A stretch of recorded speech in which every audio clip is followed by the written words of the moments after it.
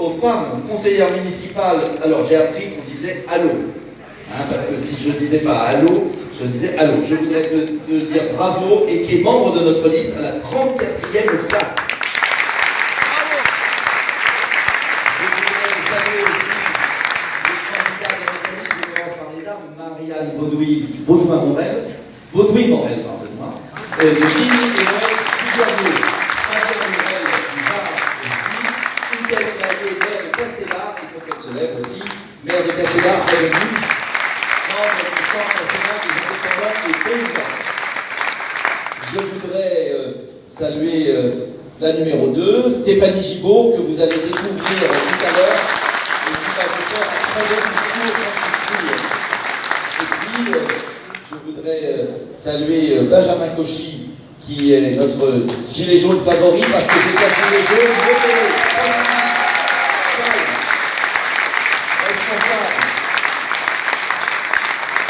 Et puis, à tout seigneur, tout honneur, le partenaire de Debout la France, le président du Centre national des indépendants et paysans, Bruno Nord, 5e de liste.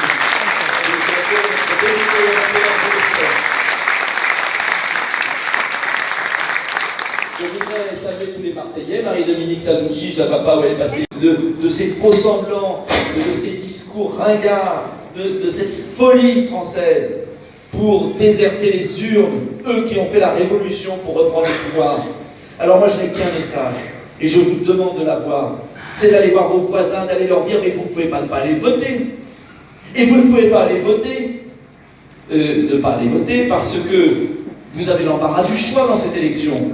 Ce n'est pas un duel, ce n'est pas ce duel artificiel entre deux impasses, la Macronie d'un côté, le Rassemblement national de l'autre, qui se tiennent l'un contre l'autre, alors qu'ils représentent moins de 10% des inscrits, si on croit les sondages, car vous verrez que les sondages En Marche n'ont rien à voir avec les futurs résultats.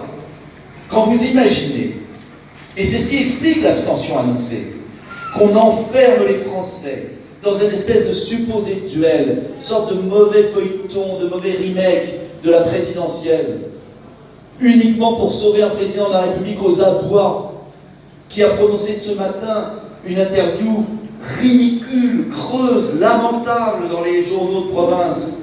Il n'y a rien dans cette interview. Rien. La seule crainte, les nationalistes arrivent. Steve Bannon est au Bristol. Quel danger. Tout ça est grotesque. Et c'est toute la journée à la télévision. Toute la journée, un faux duel pour vous étouffer, pour vous empêcher de réfléchir, pour vous manipuler, pour empêcher la démocratie de vivre, pour continuer à faire des choix absurdes, contraires à l'intérêt national. Voilà la réalité. C'est qui a emporté les économies de nos pays, de notre pays, la France, mais aussi de chaque citoyen. Et pour vous donner quelques chiffres qui vont vous faire tourner la tête, le dossier UBS en France, dixit Michel Sapin, notre ex-ministre des Finances, c'est 40 000 comptes offshore pour une enveloppe de 12 milliards d'euros, et c'est seulement sur la période 2002-2008. Et la banque UBS a été condamnée cette année à l'amende record par la justice française de 4,5 milliards d'euros. C'est du jamais vu. Et la juge a dit qu'elle avait donné cette amende aussi élevée en fonction des dysfonctionnements qui étaient répétés, et aussi parce que sont rentrés à la cellule de régularisation à Bercy 4,7 milliards d'euros au 31 décembre 2017. Donc cet argent, c'est le vôtre. Vous l'avez volé. Et ce qui est complètement fou dans notre pays, c'est que tous ces gens qui fraudent le fisc, qui se retrouvent pas en première page des médias, on ne connaît pas leur visage, on ne connaît pas leur nom, et que des gens comme moi, qui ont aidé l'État pendant plus d'1 an, se sont retrouvés médiatisés, et à partir du moment où on est médiatisé et associé à une affaire comme celle-là, bien évidemment, on est l'homme à abattre ou la femme à abattre. Et que dans ce délire que je vous raconte avec des chiffres qui sont complètement exponentiels, il y a un seul homme politique, qui s'appelle Nicolas Dupont-Aignan, vous venez voir, qui est venu vers moi en 2014 en me disant « Mais qu'est-ce que c'est que cette histoire ?» Et on aurait pu penser, avec la médiatisation depuis, que tous les hommes politiques qui se succèdent et tous les hommes politiques à la tête des partis de notre pays s'y intéressent. Eh bien écoutez, c'est absolument pas le cas. C'est-à-dire qu'il y a beaucoup de paroles, Vous l'avez certainement entendu hier soir pendant le débat, notamment la gauche, c'est, a accaparé le discours contre la fraude fiscale, comme si ça n'intéressait que les gens de gauche et comme si les autres, c'est pas votre argent. Et puis la protection des lanceurs d'alerte, c'est un petit peu la même chose. C'est-à-dire qu'il n'y a qu'eux qui se disent défendre les lanceurs d'alerte. Moindre conséquence sur la politique suivie par le président de la République au pouvoir. Jamais. Vous vous souvenez de la dernière? Je vais vous la rappeler. Il y a 5 ans, en mai 2014, François Hollande est à l'Élysée. Verdict d'adhésion pour le PS, moins de 14%. Moins de 14%.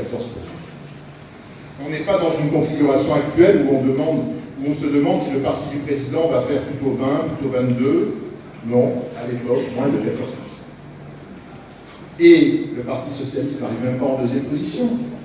Il finit troisième, avec une UMP à l'époque qui obtient près de 21% des suffrages. Et encore devant, qui avait-il?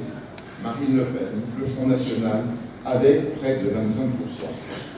Un séisme politique est-il intervenu? Ça a changé quoi? Rien. François Hollande était à l'Élysée, il est resté à l'Élysée, Manuel Valls était à Matignon, il est resté à Matignon, et Christiane Taubira, qui était place Vendôme, est restée place Vendôme. On remonte dans le temps, un seul exemple. En 1999, les électeurs n'avaient pas mis un carton rouge à Jacques Chirac, ils lui avaient mis un carton écarlate. Souvenez-vous des 12,8% recueillis par la liste conduite par Nicolas Sarkozy. Ça a changé quoi à la politique suivie par Jacques Chirac? Rien, strictement rien. Et 3 ans plus tard, Jacques Chirac était triomphalement réélu avant que Nicolas Sarkozy lui succède. En Méditerranée se lève le vent de l'espérance. Debout, la France leur a sonné pour bien servir notre patrie, portée par la même passion. Chantons l'espoir qui nous unit pour une Europe des nations. Chantons l'espoir qui nous unit pour une Europe des nations. Bravo!